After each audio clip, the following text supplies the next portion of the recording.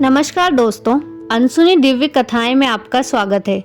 आज हम आपको एक प्रेरक कहानी सुनाने जा रहे हैं। एक कवि राजा भृतहरि थे। उनकी पत्नी अत्यंत रूपवती थी।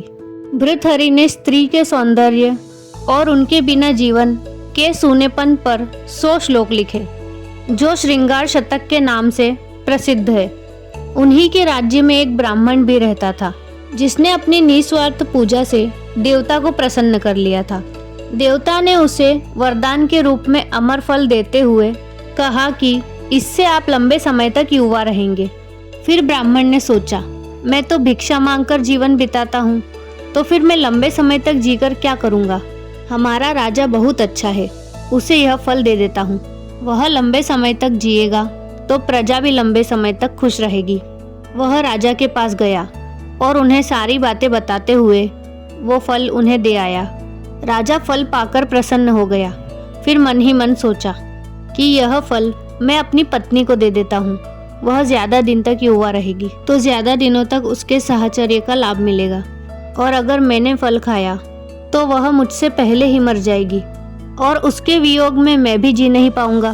फिर उसने वह फल अपनी पत्नी को दे दिया। लेकिन रानी तो नगर के कोतवाल से प्यार करती थी। वह अत्यंत सुदर्शन, हष्ट-पुष्ट और बातूनी था। वह अमर फल उसे देते हुए रानी ने कहा कि इसे खा लेना, इससे तुम लंबी आयु प्राप्त करोगे और मुझे सदा प्रसन्न करते रहोगे। फल लेकर कोतवाल जब महल से बाहर निकला तो सोचने लगा कि रानी के साथ तो मुझे धन दौलत के लिए झूठ मूठ ही प्रेम का नाटक करना पड़ता है, और यह फल खाकर मैं भी क्या करूँगा।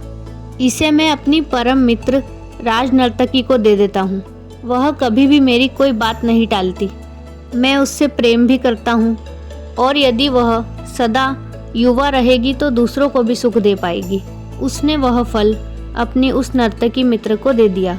राज नर्तकी ने कोई उत्तर नहीं दिया और चुपचाप वह अमर फल अपने पास रख लिया। कोतवाल के जाने के बाद उसने सोचा कि कौन मूर्ख यह पाप भरा जीवन लंबा जीना चाहेगा। हमारे देश का राजा बहुत अच्छा है, उसे ही लंबा जीवन जीना चाहिए।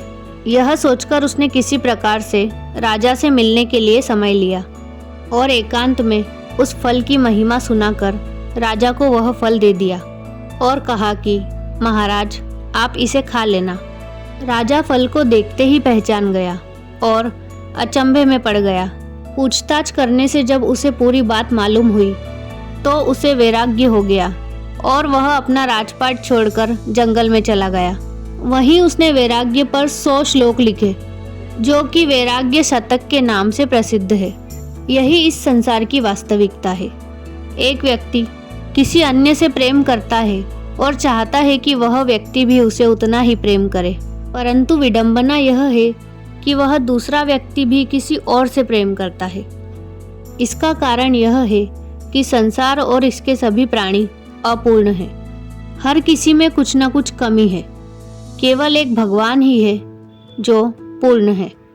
केवल वही है जो हर जीव से उतना ही प्रेम करते हैं जितना जीव उनसे करता है, बल्कि उससे भी कहीं ज्यादा।